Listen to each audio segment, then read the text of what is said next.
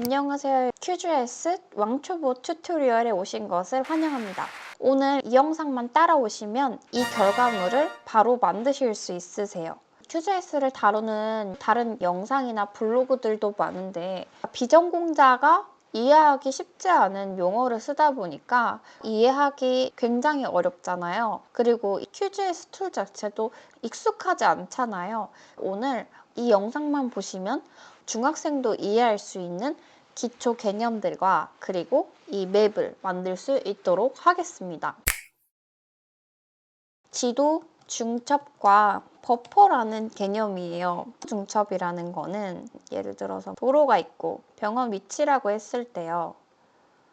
옛날에는 이런 QGIS 같은 프로그램이 없었을 때요. 이런 시트지를 겹쳐서 봤대요. 그래서 QGIS도 그런 원리라고 생각하면 돼요. 중첩에는 여러 가지 방법론들이 있는데 그 중에 가장 많이 사용되는 게 이 교차 인터섹트입니다. 교집합이다 라고 생각하시면 이해하시기 편할 거예요.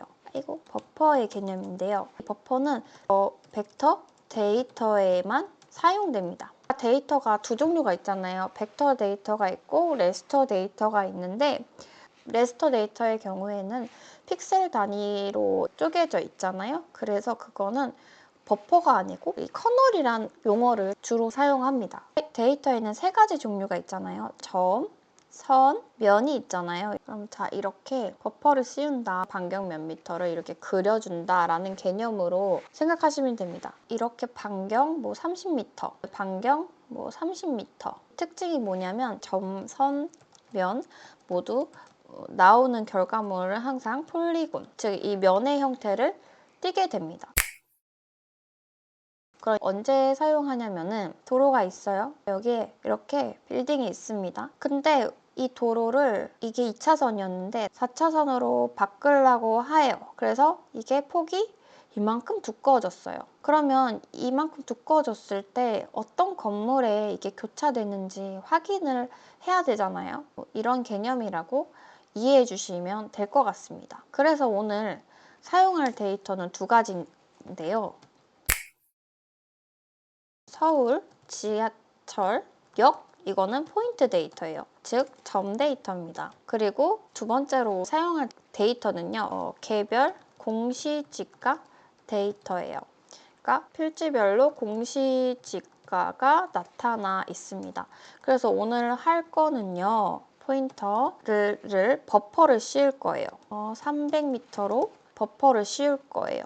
새로운 데이터가 생성될 거 아니에요? 요거를 지도를 중첩해서 우리가 이제 지하철역 300m 안에 공시지가들은 어떻게 다른지를 알아보려고 합니다. 그래서 오늘 데이터 분석의 목적은 모든 서울 지하철역 300m 반경 공시지가 확인이 목적입니다. 레이어 추가, 벡터 레이어 추가, 그리고 점점점 눌러주시고 공시지가 쉐이프 파일 열어주시고 지하철역 쉐이프 파일 열어줄게요. 속성 정보문도 보겠습니다.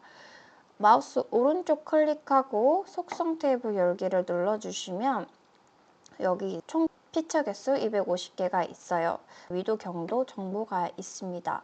랜드 플라이스 서울 오른쪽 클릭해주고 속성 탭을 열기 하면 90만 개의 데이터가 있습니다. 이게 개별 공시지가입니다. 단위는 원단위고요. 제곱미터당 금액이라고 보시면 됩니다. 그러면 버퍼를 씌울 거잖아요. 벡터, 지리정보 처리 도구, 버퍼를 눌러줍니다. 스테이션 서울에 대한 데이터에 버퍼를 씌워줄 거니까요. 여기다 300m 실행을 해보겠습니다. 이렇게 버퍼가 씌워진 것을 확인할 수가 있어요. 이거를 레이어를 앞쪽으로 끌어오면은 한번 확인해 볼까요? 진짜 300m인지. 자를 눌러주시고 가운데 찍고 300m가 되는 걸 알 수 있겠죠. 이렇게 버퍼를 만들었다. 이거를 한번 클릭을 해볼까요? 이거를 네모칸을 눌러주시고 선택을 해주면 선택이 되죠. 그리고 이제 산출물에서 오른쪽 클릭하고 속성 테이블을 열기 하고 모든 피처 말고 우리가 선택한 피처 표시하면 여기가 지금 선택한 데가 4당역이라는 거를 알 수 있습니다. 이거는 임시 데이터니까 결과를 따로 저장을 해줄게요. 오른쪽 버튼 내보내기, 피처를 다른 이름으로 저장, 쉐이프 파일이고요. 파일 이름을 이렇게 저장하겠습니다. 그래서 확인. 그럼 이렇게 생성된 걸 볼 수 있죠? 그러면 이 산출물 데이터는 임시 데이터니까 지워주겠습니다. 우리가 이게 안 보이니까 더블 클릭해 주시고 불투명도를 좀 지정을 해주신 다음에 적용을 누르고 한번 보겠습니다. 여기 보시면요. 조금 이해가 편하실 거예요. 벡터 지도 중첩에는 여러 가지 있는데 우리가 오늘 할 거는 이 인터섹트입니다. 이 부분이 공시지가 정보라고 보시면 되고 이게 버퍼를 그린 거라고 보면 됩니다. 그래서 결과 피처를 만들 거는 300m 버퍼 있는 개별 공시지가를 가져오는 겁니다. 그럼 인터섹트 데이터를 만들어 보겠습니다. 벡터에서 지리정보 도구 교차 영역을 눌러주세요. 그러면 이제 입력 레이어에서는 랜드 서울 그리고 중청 레이어는 방금 만든 이 새로운 피처 스테이션 서울 300 선택을 해줍니다. 실행을 바로 눌러주면 돼요. 교차 영역이라고 완료가 됐어요. 위쪽에 올려볼게요.